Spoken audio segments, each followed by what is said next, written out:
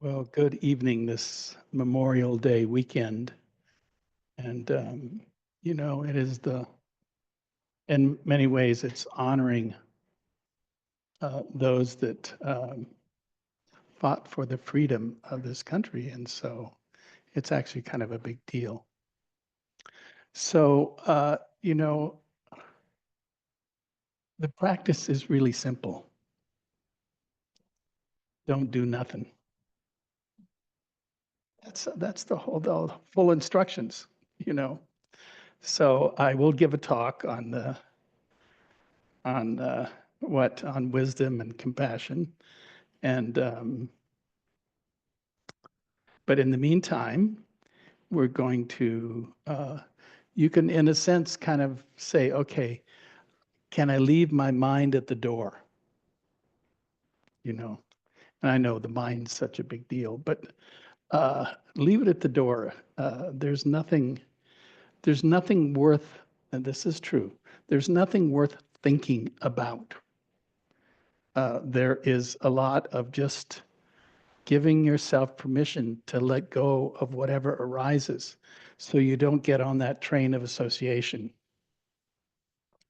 And you keep just referring back to here. And you could keep it that simple, just here. It went off again, oh, here. And keep coming back to here. And the whole practice is just coming back to here.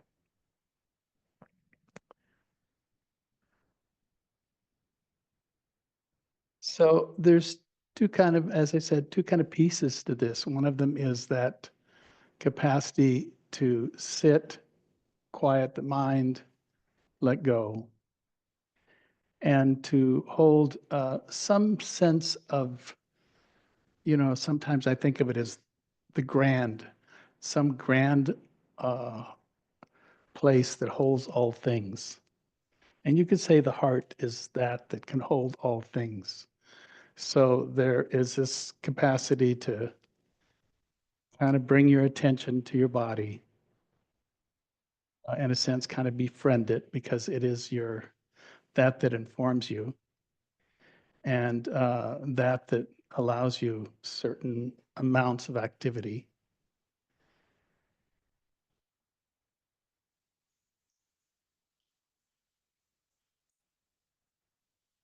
And to find this place of rest, you know.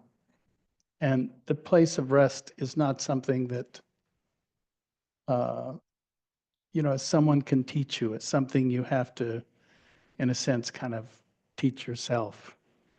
Of where is it do I find where my mind connects and stays present?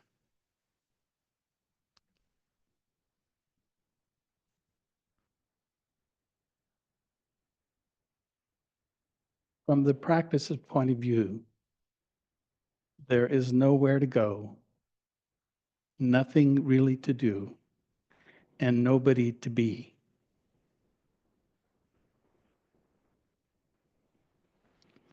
And over again, we have to let go of whatever arises, whether it's a memory, a thought, an idea, a fantasy.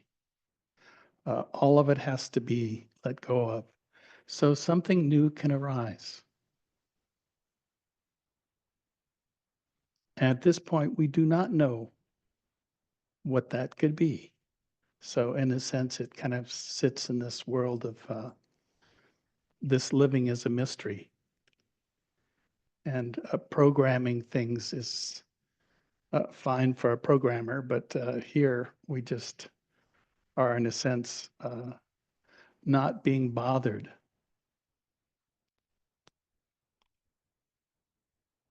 by the onslaught of thoughts and memories and plans and fantasies uh,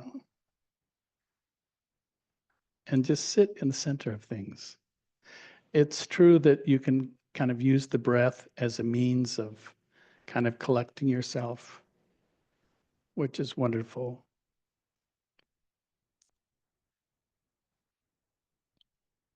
And so you can start with just finding some place that the breath informs you of here. And it may be just a physical experience of the rising and falling or the in and out or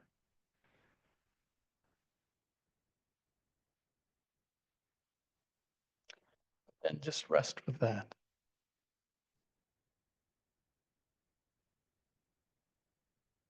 So the practice is first just finding a way to settle, to point the mind, to let go of the thoughts and the feelings and the emotions and the complexity of our human condition.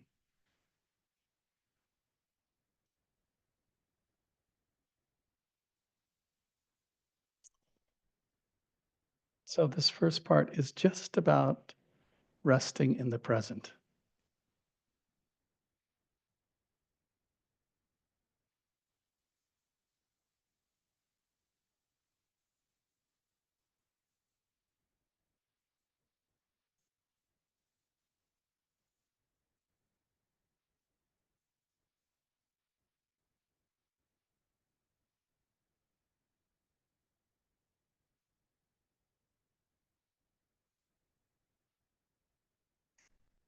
In some ways, there's no right or wrong.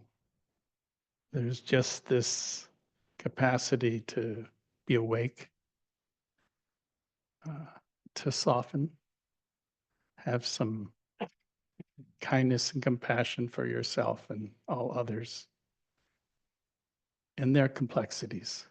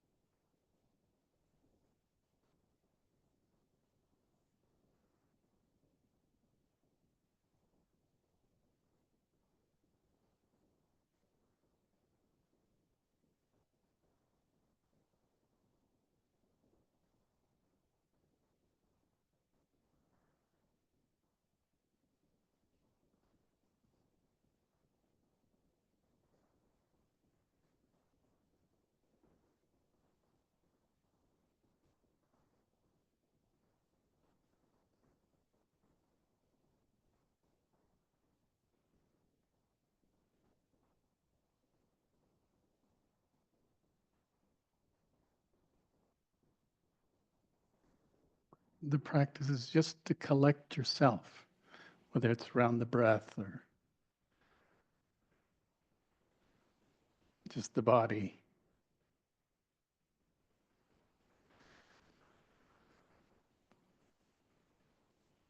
And have this refrain of let go.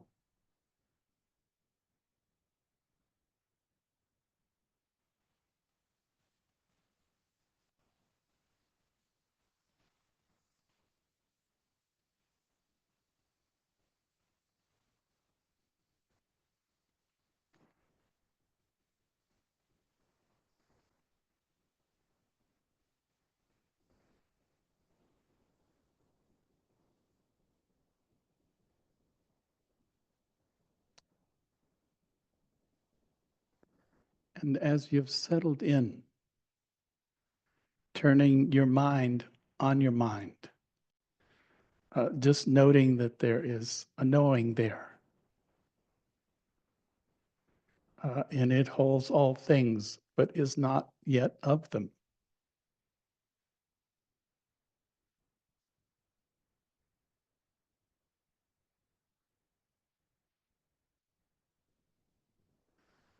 So there is this possibility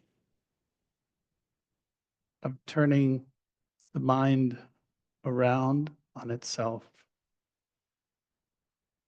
and noting its capacity to hold all things, to hold this room, to hold all the thoughts and the feelings and the emotions and the wantings and the fears.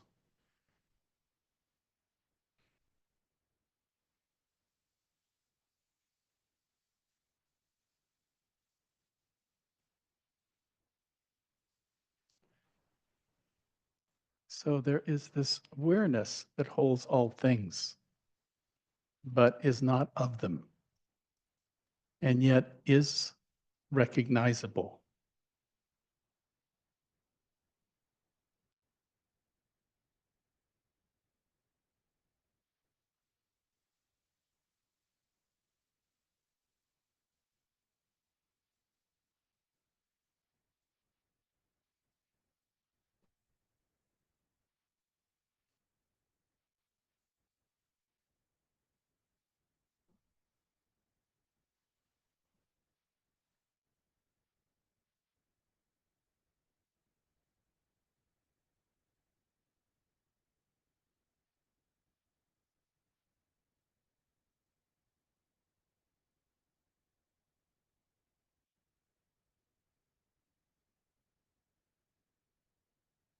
So just resting in the present, no past, no future, just the present. Recognizing that there is this open awareness that is not defined by this body, these thoughts, these sensations and experience, but hold all things at one time. It's maybe you could say this vast awareness.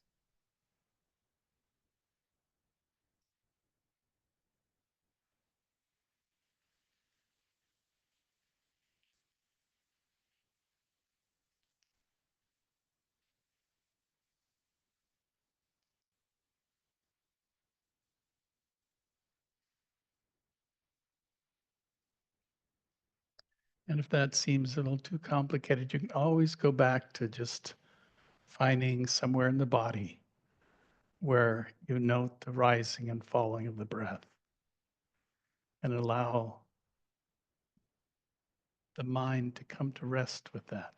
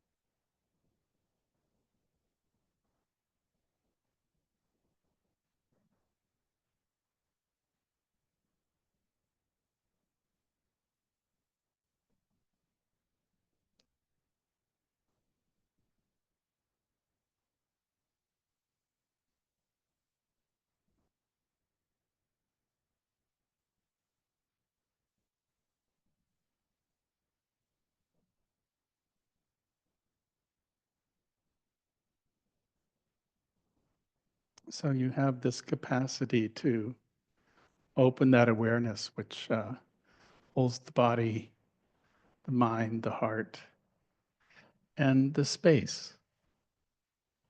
So the space in this case is the whole room and what's beyond it.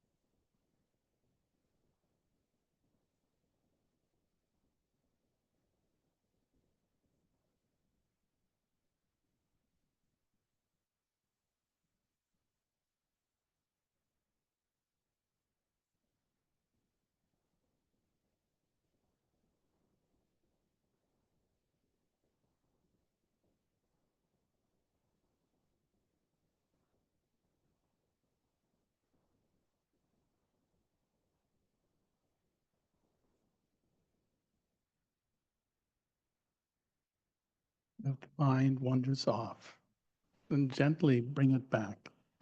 bring it back where the mind is alert and the heart is awake, so that we can live in that balance between the heart and the mind.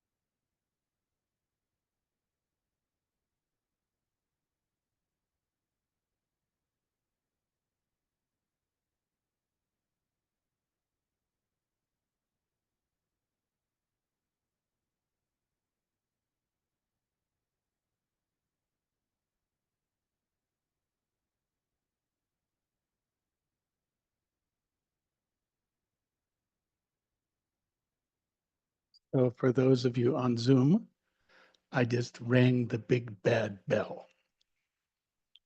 So whatever that means. Let's see. Is Eric, who's take a break? Okay, and then you come back and then we'll do the thing. So please, it'll be about 5 minutes here, and then we'll ring the bell. You can come back in. And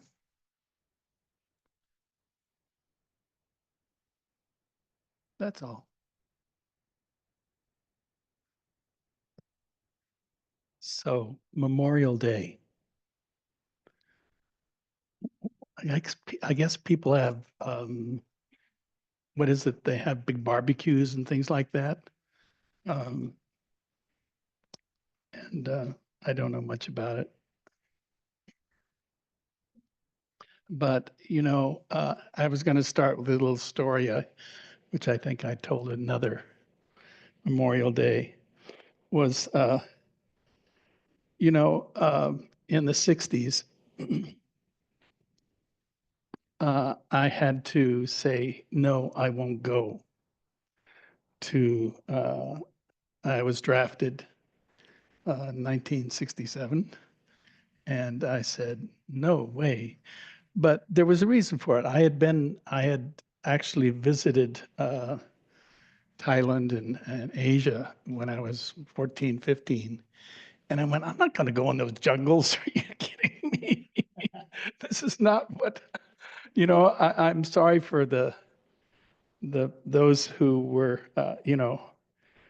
uh, working in filling stations and were 18 and got drafted and said, well, why not? What else am I going to do? But that was a uh, what an awful war. It was really at the last of our imperialist kind of foray into uh, uh, beating communism. I think that was the ideals. But the thing for me was that I had seen what was there. I had no interest. I was in many ways a CO, a conscientious objector, but they wouldn't accept. I was a little too late in the game for that. So I had to go through the process of, being drafted in Oakland. And I had the head of the SDS, the Students Democratic, they took me to at, I don't know, 5 in the morning for the induction and stuff. And I resisted, I said, no, I'm not going to go. So they gave me one why, and that's when I left Asia within the next few months. And it didn't come back for many years until after I was actually stopped in Hawaii, because in those days, all the Asia flights would stop in Hawaii. And so, and the FBI took me and drilled me. Where have you been? What have you been doing? Who are you? No, nobody. And and I feel really sad that 56,000 uh, U.S. Men, women, troopers that died there, and so many were damaged, either harm or psychologically. Um, I live out by the river, and it used to be you'd pick up these hitchhikers who were old vets that were living down at the river in the summertime here because it was workable, and they'd come in to get their 12-pack of beer, God knows what else, but you know, but I would pick them up and they would tell me their stories, and I realized uh, how much damage we did to the culture, you know, and how many were harmed through that decision, you know. And I don't blame anybody because it was all based on the fact that, you know, it was a culture that was going to protect freedom. And so that I don't, I still hold to. But the fact that it was done and that it created such a cultural wreck, you know, I mean, I was definitely, um, you know, I was in the streets. I in Berkeley, and you know, I did some not so good things um, because I was also afraid and angry, and um, and as the time has gone by, I have such great compassion for those who went and those who didn't go, you know, because everybody of that generation was affected by it, you know. So I think with that, I want to start with at least this talk. I want to talk about the, you know, these 5 reflections and start with that. You know, I have the nature, and I'm going to turn it around a little bit from the traditional chant. Um, I have the nature to get sick. I have the nature to get old. I have the nature to die. Whatever I cherish will be taken from me.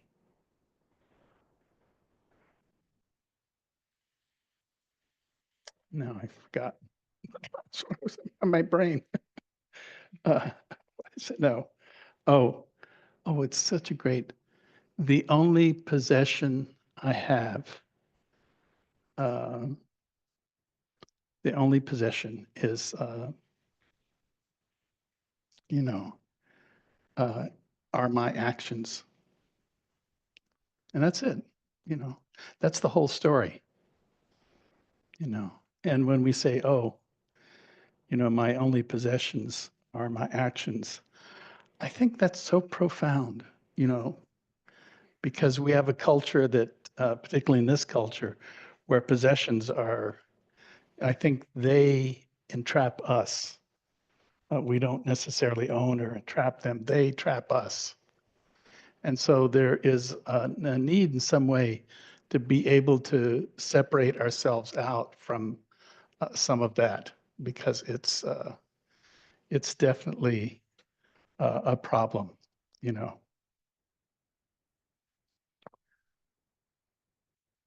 I know it's kind of, in a sense, it's kind of this, it's Memorial Day. It's kind of heavy, you know, because we're honoring those who have defended this country for its freedom.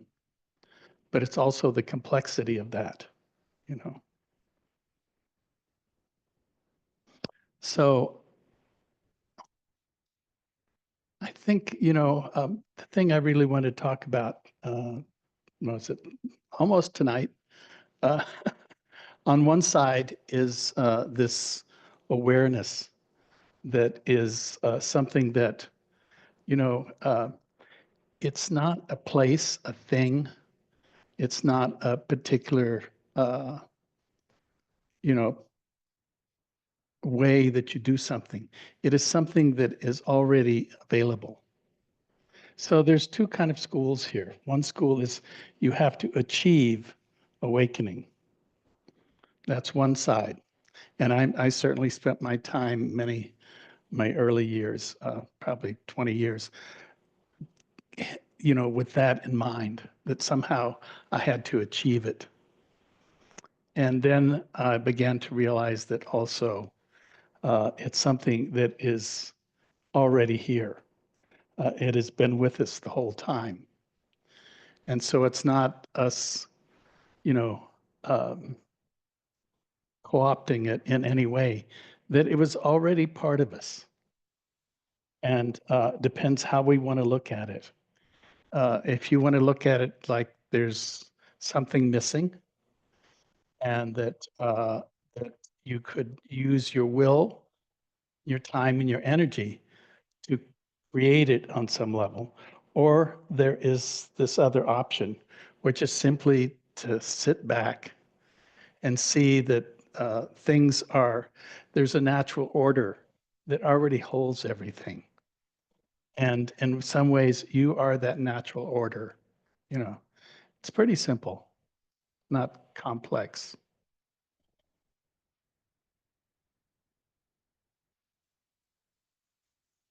But we also have a tendency to, um, that's the thing that our wanting gets in the way of the probability of us seeing that.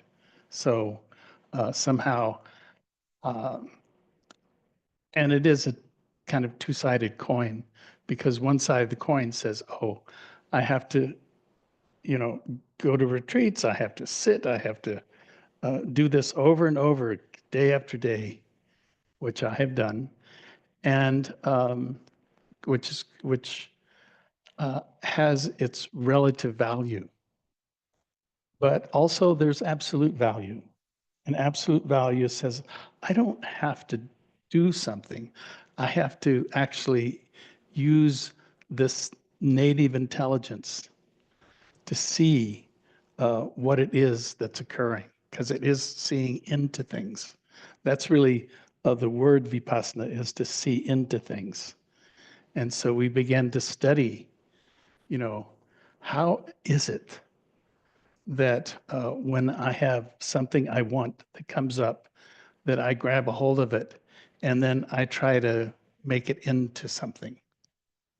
And this is saying, no, you don't have to do that.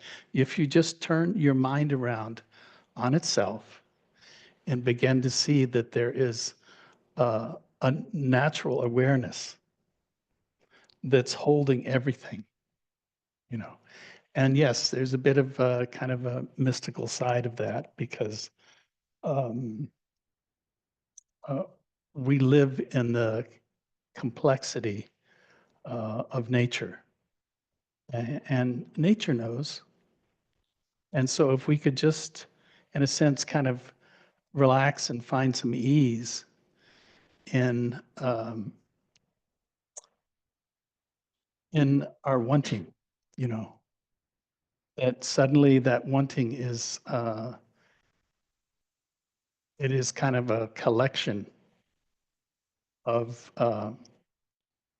past feelings, and that what we're trying to do is find a place that no longer has to hold to the wanting, but actually is holding to the peace and ease that's available just through, uh, maybe you could say, inaction, because essentially one side of this has to do with a lot of action, and the other side of it has to do with no action.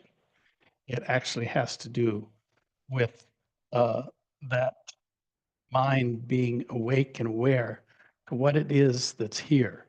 So you're not doing anything on top of it. You're only noticing what it is that's already here. And to me, that's the fundamentals of the practice, is our ability to recognize that we have a choice. And certainly at the beginning of this, uh, I can say, oh, I spent years and years trying to achieve. And I was fairly successful, I mean, as much as I could be. Um, but it wasn't actually enough, you know. And so then there was this, oh, can I turn my mind around on itself and see that the awareness itself, it can't be manipulated. It can't be um, something that you can put your finger on, because you can't put your finger on. All you can do is notice it. And in noticing it, then one of the uh, aspects of that is there is a sense of ease or relaxation that comes because what we're looking at is something that's already complete. It's already, in a sense, you could say enlightenment is something that's already there. It's not something you achieve. But uh, you know, it has that double coin, two sides to it. And one says, "Oh, I'm not enough. I have to achieve this, and then I'll be okay." And the other side says, "I'm fine. It's all been fine all the way along. I just didn't look. You know, I kept thinking, oh, I had to, climb that hill. And I certainly climbed enough mountains in my time to know that it was always a great part of human being. But, I had one of my grandsons was here. What was it? I don't know, some months ago. And he had just come back from Tibet and he had done the circumambulation around Kailash. And he's 16. And I went, oh, when I was 16, if somebody had just taken me off to Tibet. And it was great because he barely would look at me before. But when he came back, it was like he was changed. You know, he saw that, you know, wasn't just surfing in Costa Rica, which is what he does, that there was actually some other process here that was really interesting. And I was going to go, oh, good. So I think all my kids, but him now, and I have one that's coming. It's going to sit the 7 day up at Big, yes, Big Creek, and Big Springs, and she's 16, and I think, oh, if somebody had just taken me when I was 16, I was like 20 before I realized that there could be something beyond you know, being a ski racer and a climber and you know, an idiot. you know, that was young, you know, and so I had to learn how to do this, you know. And I have to say, one of the beauties was that, and I have to give some credence, the little village in Switzerland that I lived in had two phenomenal people that lived in a very small village. And one of them was Carl Jung, and the other was Hermann Hesse. They lived in the same village, and I always thought, well, and I always had such great respect for Hesse and his, you know, uh, the glass bead game. I don't know if any of you ever read that, but it was really, and there was also Journey to the East that I read on my way, and I knew that he had gone, S had gone in the when was it, in the 40s or whatever, that he had taken 3 months to take a boat to India, to Bombay, and then he ventured around for 3 months and came back to England and wrote then Siddhartha, you know. But he had a sense, because what I loved about Siddhartha was, there was the Buddha, but Siddhartha was not the Buddha. He was someone who met the Buddha, but he didn't actually uh, stay. He basically he met the Buddha, and then he went off, and then eventually ended up. You probably all know the story, but he ends up on the river and becomes a river guide, and this capacity to, we don't have to be one thing, you know, we can be many things.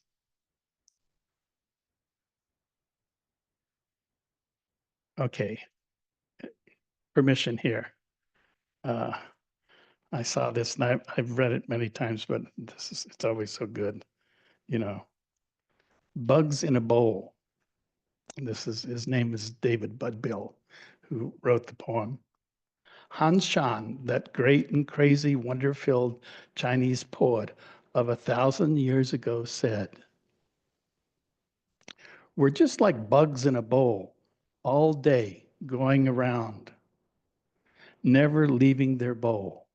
I say, that's right, every day, climbing up the steep side, sliding back, over and over again, around and around, up and down. Sit in the bottom of the bowl, head in your hands, cry, moan, feel sorry for yourself. Or look around, see your fellow bugs, walk around, say, "Hey, how you doing?" Say, "Nice bowl."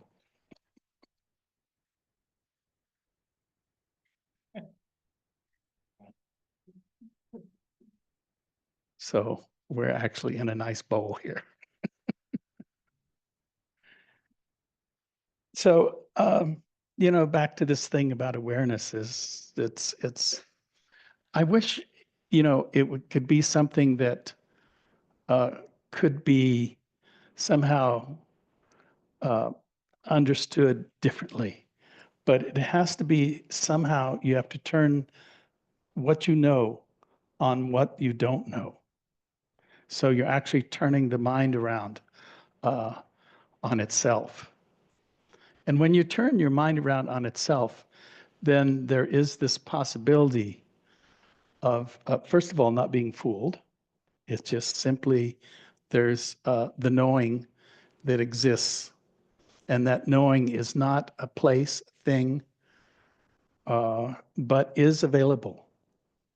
And so suddenly we can begin to, uh, I think it's so much about once we recognize this, then we can have a war with everything inside us and going on and, blame our parents or our children or somebody.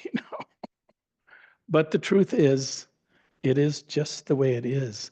And you have a choice to either be free from it or be caught up in it and, you know, do make the world into a drama. And I hope that you relinquish any idea of drama.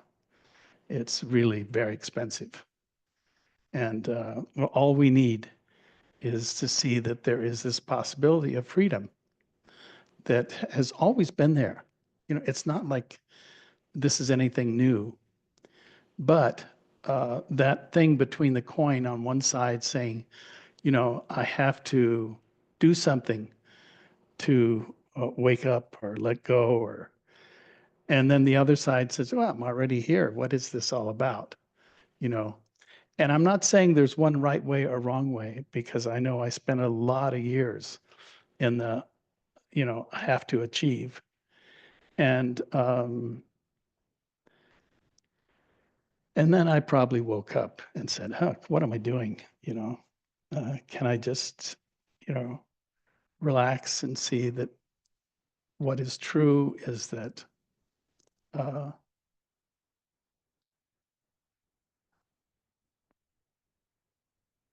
what is actually still is already here. It's not something to achieve. It's already still. And it's still within the motion. So things grow, things, you know, um, spring, these leaves this year, really fabulous. And they will die. But as I said at the beginning, you too will die. There's no getting out of this.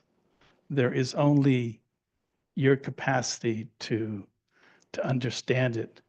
And then once you understand it somewhat, then what are you going to do? You know, And this is where the aspect of, compassion, love, equanimity, sympathetic joy exists, what they call the Brahma Viharas. And I think in many ways, and this is a question, and I present this as a question. I think in some schools, they go to the heart first. And because they go to the heart first, then, they have to catch up. In the same way, we have to, we're much more training towards creating a clear mind that then creates a heart that is responsive. So there's not a right way. There is just doing it, you know. So you have spent all these, ideals and years of, waking up to find out that ultimately it's pretty simple, you know.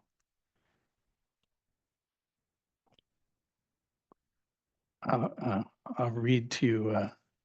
This is a poem by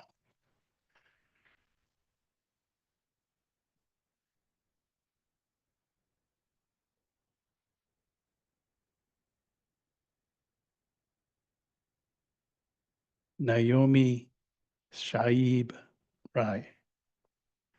Before you know what kindness really is, you have to lose things. Feel, well, I have a hard time reading this. Uh, a hard time, uh, boy, I don't know if I'll get this, dissolving,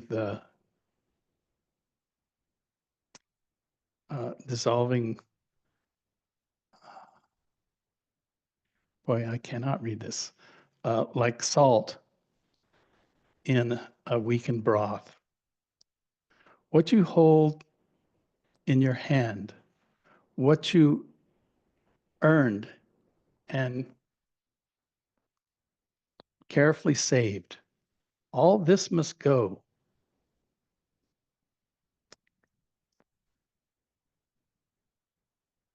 As you know how desperate this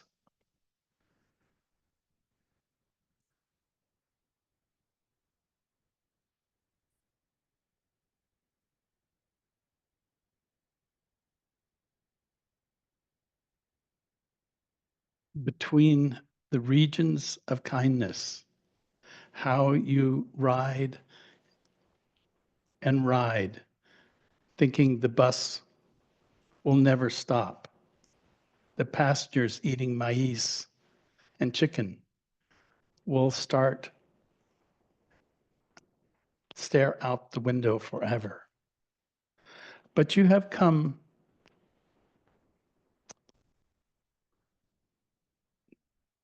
the reader uh, of gravity of kindness. You must travel where the the Indians in their white ponchos, dead by the side of the road. You must see how they could have been you, how he too was someone who journeyed through the night with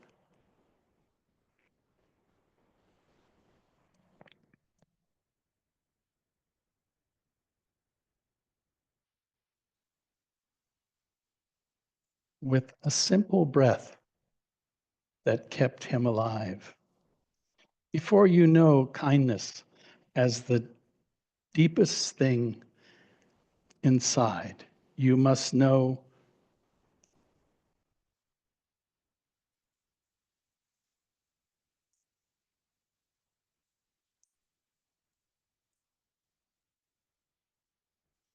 as the deepest thing. You must wake up with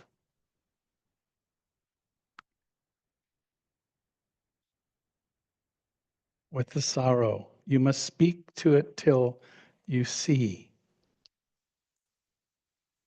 catches the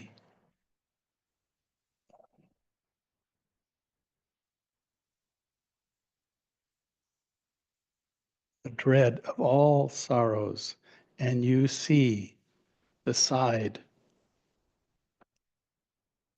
of the dark. Then it is simply kindness makes you see, makes you sense anymore. Only kindness um, that your shoes and and roads you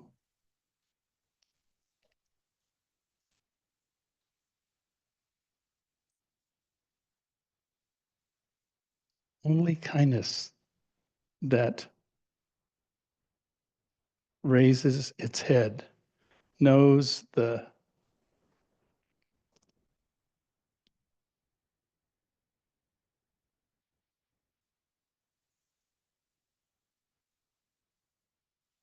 crowd of the world to say, yet I know you being, and then goes with you everywhere like a shadow or a friend. I'm sorry, these glasses I can't see, you know. That's kind of inappropriate, but it's the way it is, you know. And I mean, I've been experiencing a lot of old age, and you know, I guess in a week or something, they're going to put a shot in my eye, and it creeps me out. Putting a needle in my eye and putting some steroids in there or whatever, you know. Anyway, uh, I apologize for not being able to read that properly because it is a wonderful piece.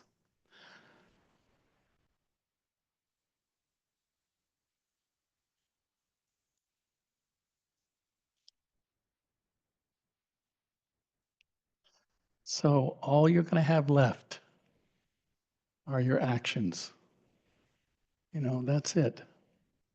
So if you begin to see that there is this possibility of a mind that it may wander off, but it also has direction. And direction is very much part of this truth that awakening is something that is your birthright. It's something that you've always had the right to. And no, you will maybe have to work really hard at it. And at some point, you won't have to work hard at it anymore. And that's kind of where I am these days. I really don't. I mean, almost 80 years old and going, damn, how did I get here? You know? And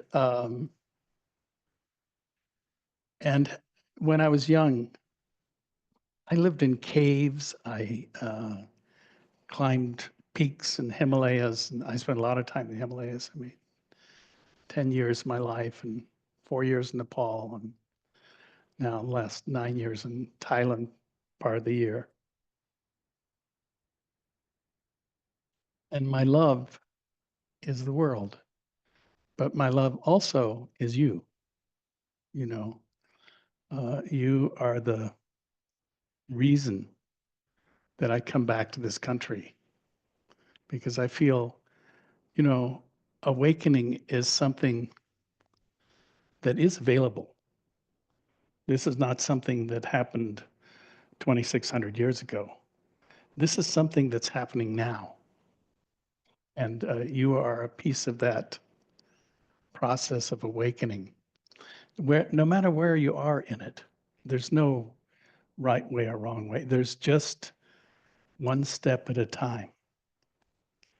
And I wish in some ways, when I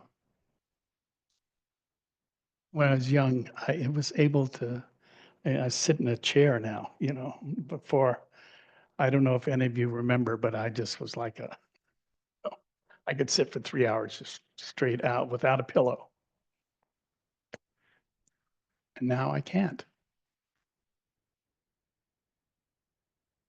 But I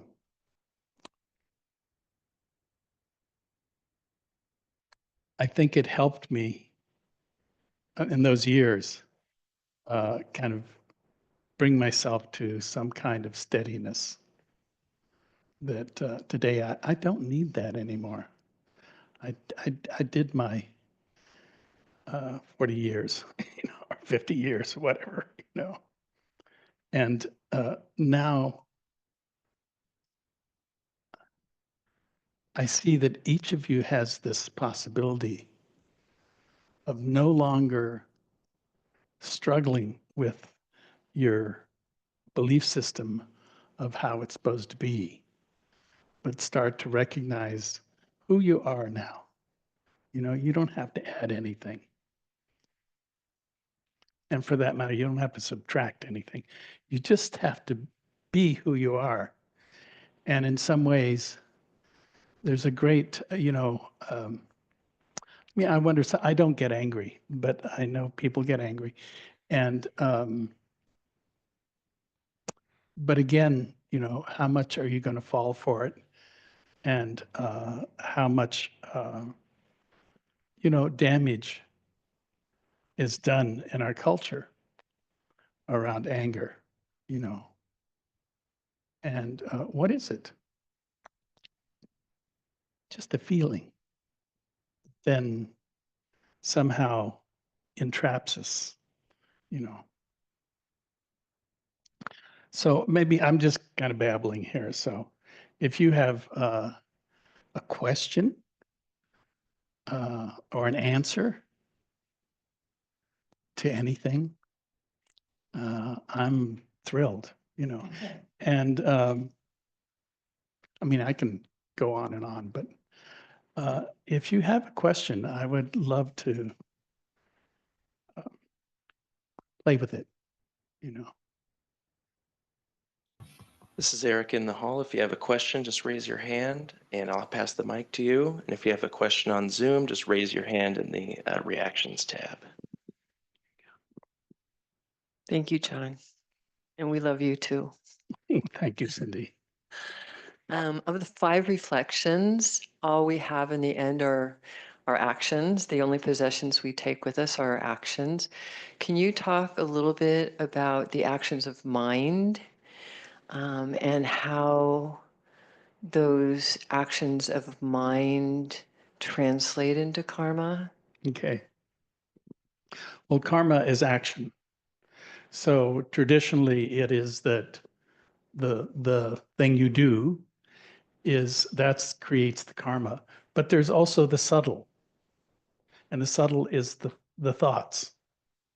So and I don't want to emphasize this too much, but if there's anger there, it actually kind of builds on itself.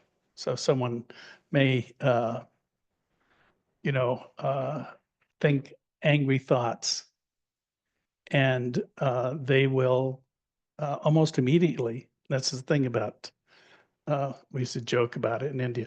Instant karma. You were just like, oh boy, you know. I created the milieu for that emotional reaction to then be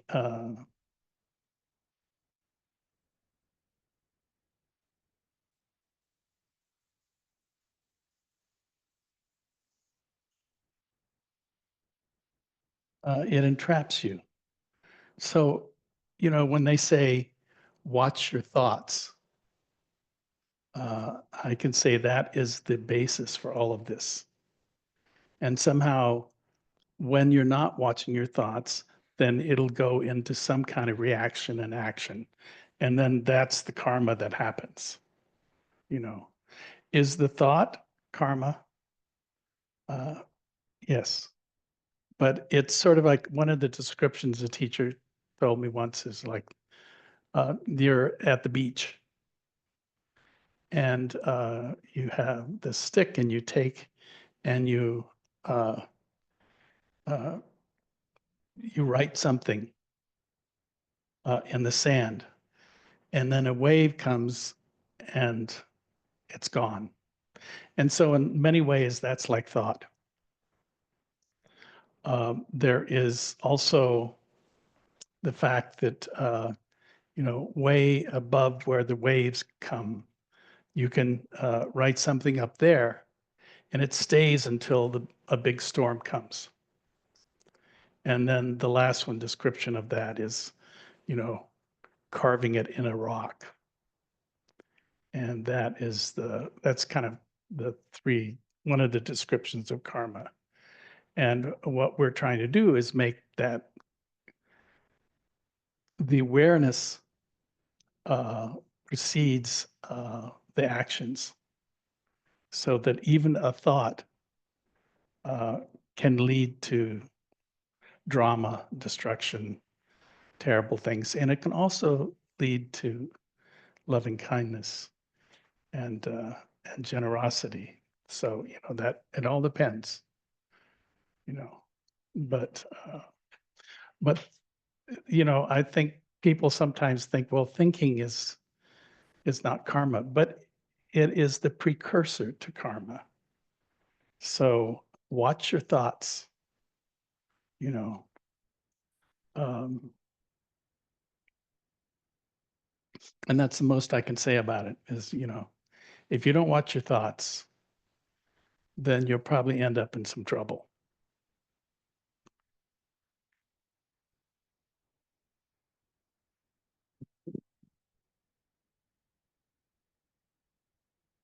And please don't forget to state your name. Hi, John. My name's Rory. I have two questions. One is where in Switzerland? I'm very curious. Well, I lived first, went to boarding school. I lived in Gstaad, a Swiss ski resort. And then later, I went to school in Geneva and then went to college in Lausanne. So, Because I was curious. I went to Lauterbrunnen and Grindelwald and Muren, and I could kind of see you there. So my well, question, go ahead. please go ahead. So my question is, I find that for myself, my thinking, particularly if my thinking's reckless, will stimulate reckless emotions, which creates more reckless thinking, which creates more reckless emotion. And I get caught in this loop. So I have to kind of move out of it and let all the thinking, feeling do its little thing to spin. And I kind of remove myself to watch that and see how it's not productive and it has kind of a life of its own.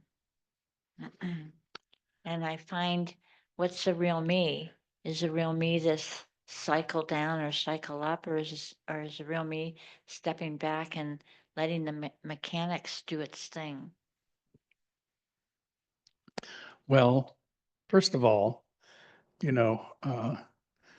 we are a product of our thoughts and emotions. So, yes, they kind of cycle us.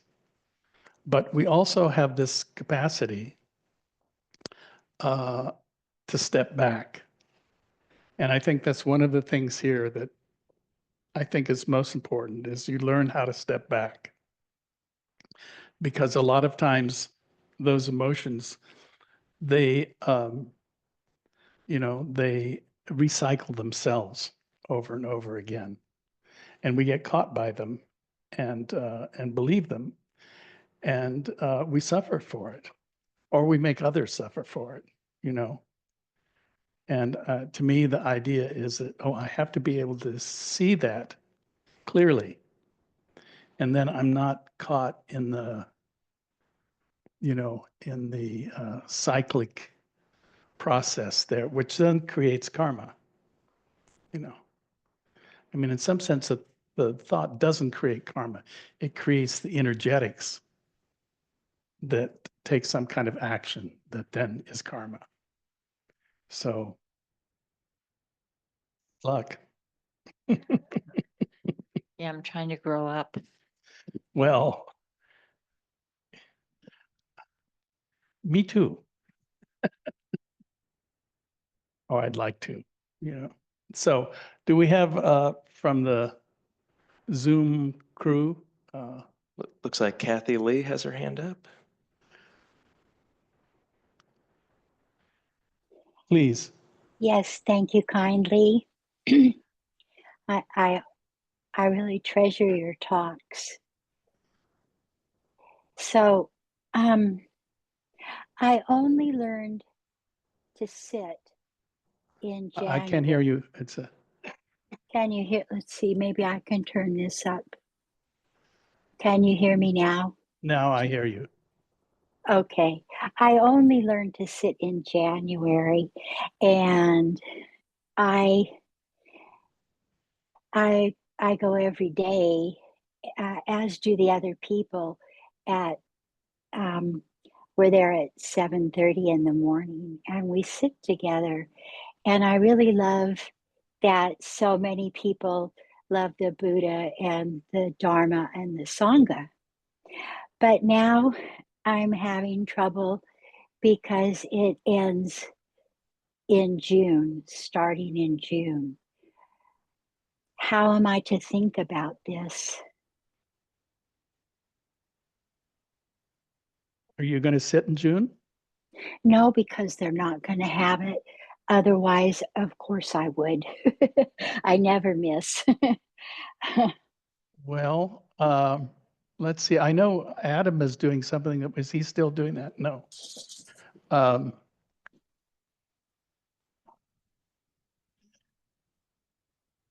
Gil has it in the morning. Yeah, still. At 7. Yeah.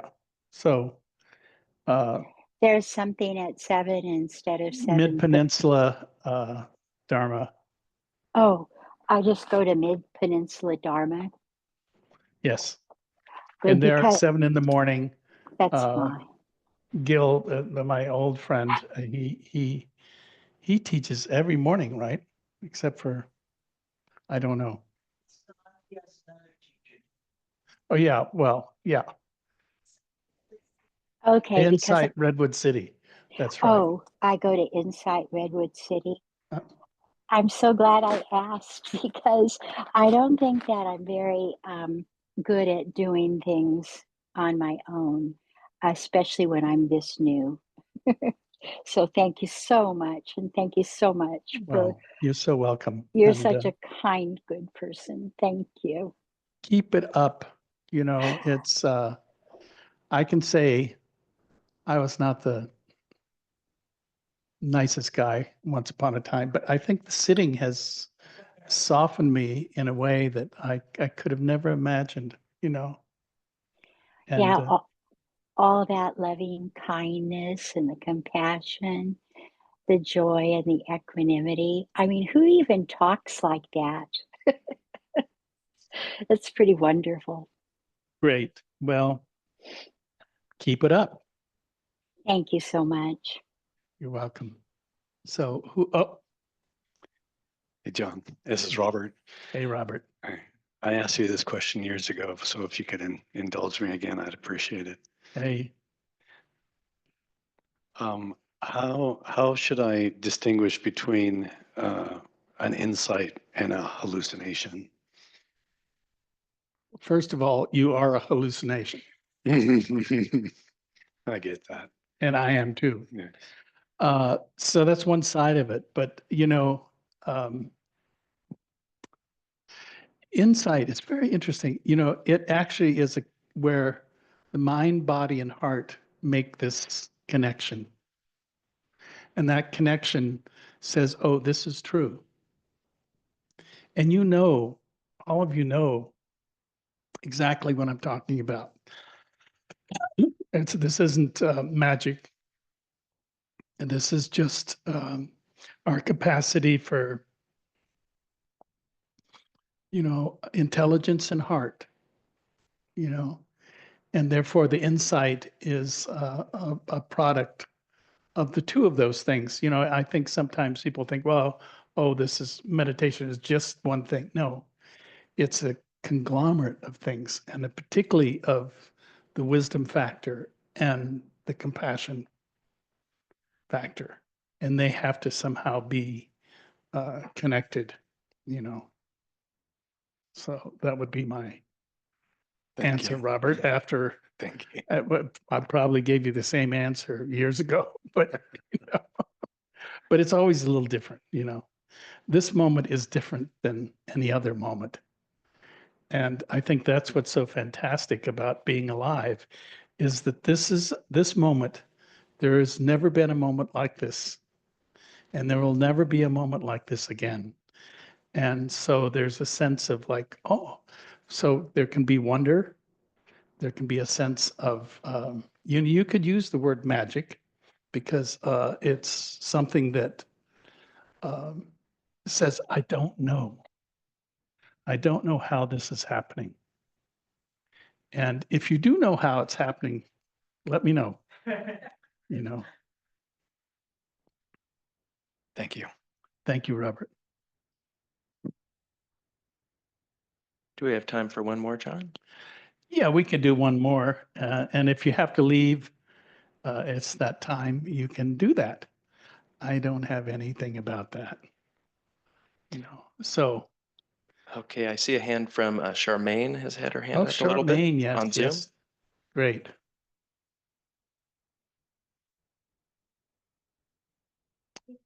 You need to unmute, please. Hi, dear. I Hi, just got a Charmaine. part of Naomi's poem. Can I read it? Please. I mean, I screwed it up pretty good. No, So no, it was okay, but I love the poem, so I wanted to share it. Before you great. know kindness as the deepest thing inside, you must know sorrow as the other deepest thing. You must wake up with sorrow. You must speak it till your voice catches the thread of all sorrows and you see the size of the cloth. Then it is only kindness that makes sense anymore. Only kindness that ties your shoes and sends you out into the day to mail letters and purchase bread. Only kindness that raises its head from the crowd of the world to say it is I you have been looking for. Let me read that again. Only kindness that raises its head from the crowd of the world to say it is I you have been looking for, and then goes with you everywhere like a shadow or a friend.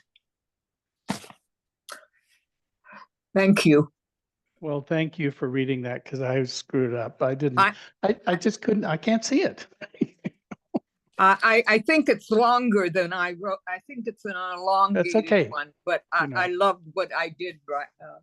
Thank you. Well, thank you, Charmaine. I appreciate it because I kind of flubbed it. These glasses, I can't see much, and well, I had one 3 weeks ago, and now I got another one. It's Another what? needle in the eye. But you don't feel anything, I heard, right? Just a thought of it, but yeah. But they do a thing where you can't close your eye, and so the doctor can stick it in, and it hurts. Yeah. Even for all. Yes, we will do metta. Yeah. Okay. We are metta. No, but we will do metta.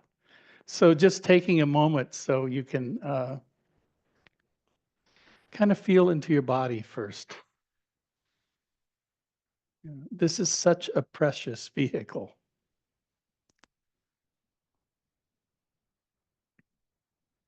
And then just bringing your attention to your heart and your breath and this body.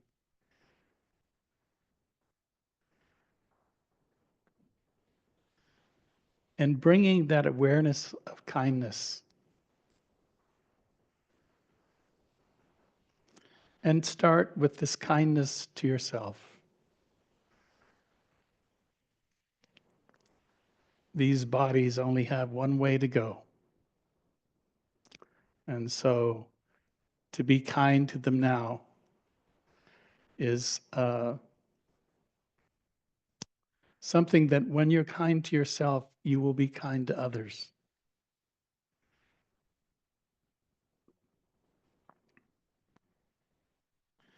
And if you can learn to love yourself, and not in a narcissistic way, but in a way that I am everybody.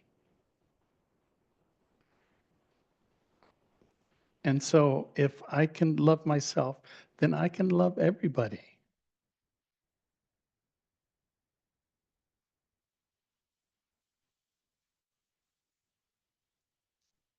May I be happy. May I be peaceful. May I be free from any inner or outer harm. May I find ease of being.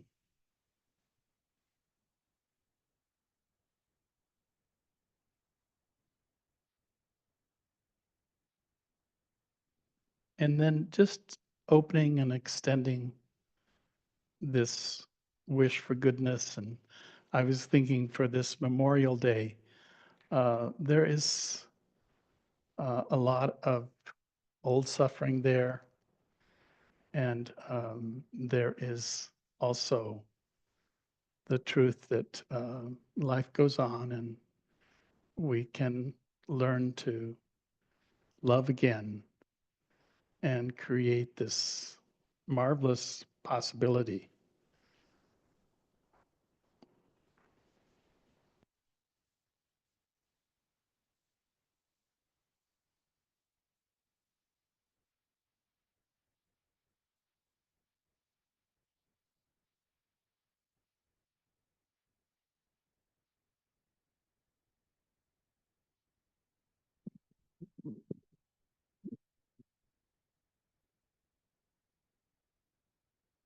Alternative here. Good going, you know. So, there is this whole thing of learning to care for yourself and love yourself. And also there is the fact that there is, just like actions, there is merit that exists simply because we can hold each other. And that merit is based on this truth that love cares for itself. And you are that love, and everything around you is that love. And if you can hold it, then um, and wish it and act on it for others, so that all beings everywhere may be free and happy and share and create the world of goodness. May all beings everywhere be happy.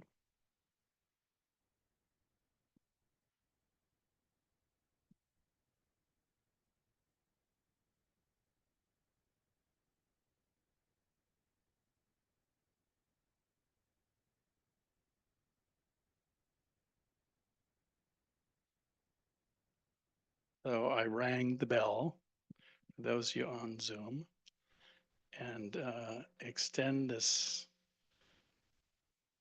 gratefulness for all that you do for this marvelous place. It always touches me. This was my dream, but it actually came true. Yes, well, all of our dream, you know. So thank you, and sleep with the angels.